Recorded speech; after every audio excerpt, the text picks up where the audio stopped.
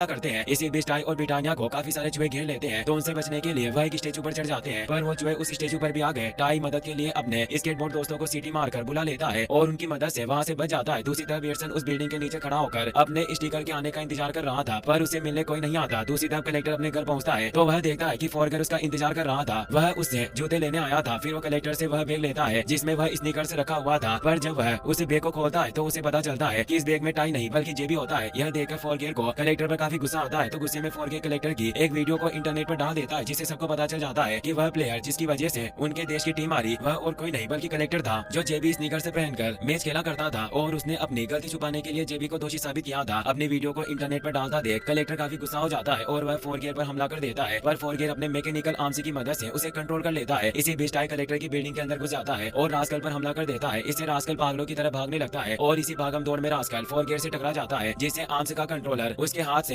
छूट जाता है। मौके का फायदा उठाकर मैगजीन उस कंट्रोलर को उठा लेती है और फॉरगर पर हमला कर देती है। वह उसी के आर्म्स की मदद से उसे बंदी बना लेती है और बाकी स्नीकर से भी उसका साथ देते हैं और उस पर हमला कर देते हैं और उसे लेस की मदद से बांध देते हैं। इसके बाद सारे स्नीकर से काफी खुश होते हैं, एक स्नीकर को छोड़कर जो मायूसी से अपने बॉक्स में बैठा था। तो मैगजीन उसे बॉक्स से जबरदस्ती निकालती है और जेबी उसको देखकर काफी खुश होता है। दरअसल वह स्नीकर से और कोई नहीं बल्कि जेबी का पार्टनर था। काफी देर इंतजार करने के बाद भी एडसन से मिलने कोई नहीं आता, जो उसके स्नीकर को लाने वाला था, जिससे निराश होकर एडसन वहाँ से कार में बैठकर चला जाता है, क्योंकि आज उसका काफी इंपॉर्टेंट मैच था। टाई और मैगजीन जब खिड़की से देखते हैं कि वापस जा रहा है तो वह उससे मिलने के लिए आने लगते हैं, पर तभी वहाँ कलेक्टर आ जाता है, जिससे सारे जूते अपनी जगह पर गिर जाते हैं। कलेक्टर की नजर जब टाई और उसके स्नीकर्स पर पड़ती है तो उसे देखकर उसे अपनी गलती का एहसास होता है। एडसन का मैच शुरू हो जाता है, पर फटे जूते होने की वजह से वह बॉल को बास्केट में नहीं डाल पाता, जिससे वह काफी निराश होता है और अपने स्नीकर्स पर टेप लगाने लगता है। पर तभी वहाँ कलेक्टर उसे मिलने आता है और उसे वह जूते का बॉक्स देकर उसे माफी मांगता है। यह देखकर एडसन काफी खुश हो जाता है और अब एडसन वो जूते पहनकर मैच खेलने लगता है और उसमें जादुई शक्तियां आ जाती है और उसकी टीम जीत जाती है। कलेक्टर और उसकी माँ उनके लिए काफी चीयर करते हैं और यहीं पर इस मूवी की हैप्पी एंडिंग हो जाती है।